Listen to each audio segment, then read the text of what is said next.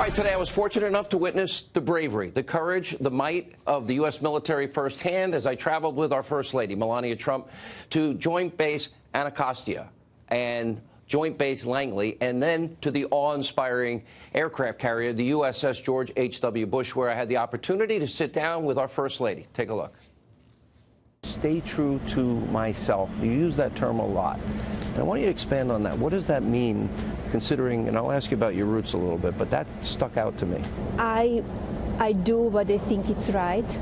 I know I will get the criticism from the public or from the media, but I will do what is right and what I feel it's right for the country and for the people.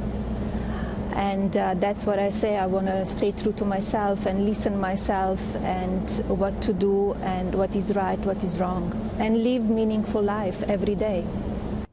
We're going to have that full interview in just a few minutes, along with our highlights of an incredible trip. Where do you see these planes landing and taking off? It's unbelievable.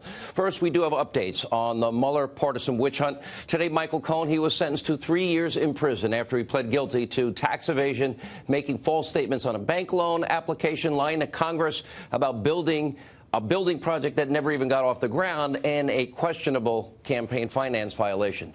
Notice something missing? No Trump-Russia collusion. None. Again, it's also important to note, Michael Cohen does not have a cooperation agreement with federal prosecutors. And meanwhile, tonight, another top target of this Mueller witch hunt, Lieutenant General Michael Flynn, is asking a federal judge for leniency and no jail time. He pleaded guilty to lying to investigators, but only after legal bills wrecked his family finances, forced this man, 33-year veteran, 5 years of combat, to have to sell his home, and probably was most likely threatening punitive action against his son and his business partner. He fell on the sword like probably 99% of fathers would do. And tonight we are learning some disgusting new details surrounding how Lieutenant General Michael Flynn was treated by top federal officials. Now, according to Flynn's sentencing request, then Deputy FBI Director Andrew McCabe pressured then National Security Advisor Flynn not to have a lawyer present during a seemingly relaxed, casual meeting with the FBI, the one that they said he lied at, except nobody believed he lied. Flynn agreed to sit down without attorneys present and was then subsequently charged with lying during that very meeting. Now, keep in mind, Andrew McCabe was ultimately fired from the FBI for him lying to the Bureau, and he is currently facing no charges. According to FoxNews.com, Flynn's filing also seemingly demonstrates that the FBI took a significantly more aggressive tack in handling the Flynn interview than it did during other similar matters. For example, quote, no one interviewed during the FBI's Clinton email investigation was hit with false statement charges, though investigators believed those witnesses were untruthful. Big difference. And so, as we now know, that is called the two-tiered justice system. And by the way, this might be part of the worst part of Flynn's political persecution. The agents interviewing Flynn, they never thought he lied. That is such a miscarriage of justice and an abuse of power corruption scandal, one of the biggest in American history, as we've been telling you. And, of course, you're not likely to hear about any of this on any other media, especially over at Conspiracy TV MSNBC, especially not on the liberal Morning Joe show, where the hosts literally spend hours every single day trying to outdo themselves, trading insults about Donald Trump and the Trump family and anybody associated with Trump. Now, it's a pretty sad and scary way to start your morning, but today, co-host Mika Brzezinski went too far. He used this pretty disgusting slur just before 9 a.m. Take a look. I understand that Donald Trump doesn't care. Heilman makes a good point. He doesn't care. But why doesn't Mike Pompeo care right now? Are the pathetic deflections that we just heard when he appeared on Fox and Friends, is that a patriot speaking or a wannabe dictator's butt boy? And I'm dead serious. I'm asking, are these the words of a patriot?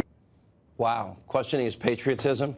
Unbelievable. Over the top. And then following the show on the other part of the issue, and she issued an apology on Twitter about her language. Some bad choice of words. I should have said water boy, like for football teams or something like that. Yeah, Mika, pretty bad choice of words. But we're consistent on this program. We don't call for boycotts. We don't call for firings of any kind. In fact, when Mika's colleague, MSNBC host Joy Reid, when she was in hot water over homophobic and conspiracy-filled blog that she had, We never called for her to be fired or for her show to be boycotted. People do make mistakes. People are not perfect. And I think we're all human. And I don't believe anybody's career, in my honest opinion, should be ruined over a stupid mistake. And by the way, she's no fan of mine, and neither is Liberal Joe. And I doubt they would do this for any opinion host here at Fox News. But it's sad to see Trump derangement syndrome claim yet another victim. And, of course, there were many warning signs as the anti-Trump vitriol got worse and worse and worse. Let's take a look. It is clear the president is stunningly ignorant. Probably the most ignorant president we will ever have. He's ignorant. He's warped. He's obsessed with money and sex. And he finds his power through those two things. He will be forever remembered as the president who traumatized little children. That's his brand now. He's the president who purposefully traumatized babies and children. It's very almost caveman-like. Have you seen it really is. He's like Fred Flintstone running the country. I don't think he has the moral compass to make a decision based on our own national security. To anybody who works inside the White House, works on the national security team, works in the State Department, at some point you are working for a president who is not fit to lead, who's going to do something crazy in 5 minutes, 1 hour, tonight or tomorrow.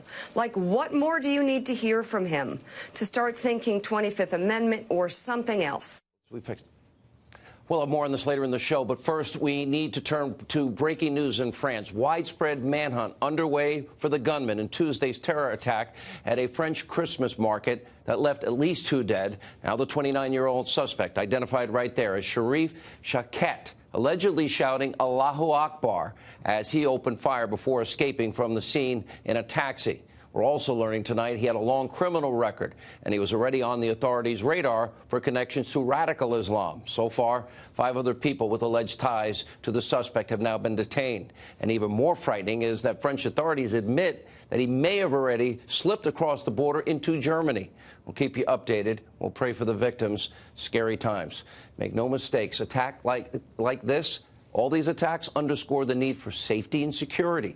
Like places, at our southern border, where we have caught people with terrorist ties trying to get into this country, where tonight migrant groups are literally, the ones, women and children that the media kept telling us about. Remember, they were trying to march to the U.S. consulate over Tijuana, demanding President Trump either let them into the country, or now they want us to pay them $50,000 in reparations to go home. Pay you to go home so you don't break our laws and don't disrespect our sovereignty. One group organizer arguing that it may seem like a lot of money to you, but it's a small sum compared to everything the United States has stolen from Honduras. Now, look, we all know probably the vast majority of people that come from poor countries with no opportunity, no hope for their children and grandchildren are good people searching for a better life. But demanding entry or pay you, or will overwhelm your immigration system, there's no way to act to demonstrate merit to come into this country. It's also a massive security risk. As the San Diego Tribune is reporting, thousands of migrants are now unaccounted for, writing, quote, in the group of unaccounted migrants, about 3,500 are presumed to have either crossed illegally into the U.S., moved to other Mexican border cities, or simply fallen through the cracks. That is why the president is standing firm, rightly so, on the border wall, forging ahead on keeping his promise to the forgotten men and women of this country to preserve our nation's safety and security first. Remember, a wall will literally help people on both sides be safer. And then, of course, the wall will have a big door, and you can come in legally, as the president has said. But we do have the right to vet anyone that wants to come into this country, because keeping out potential terrorists, human traffickers, drug traffickers, violent cartel members is a huge #1 priority for our national security.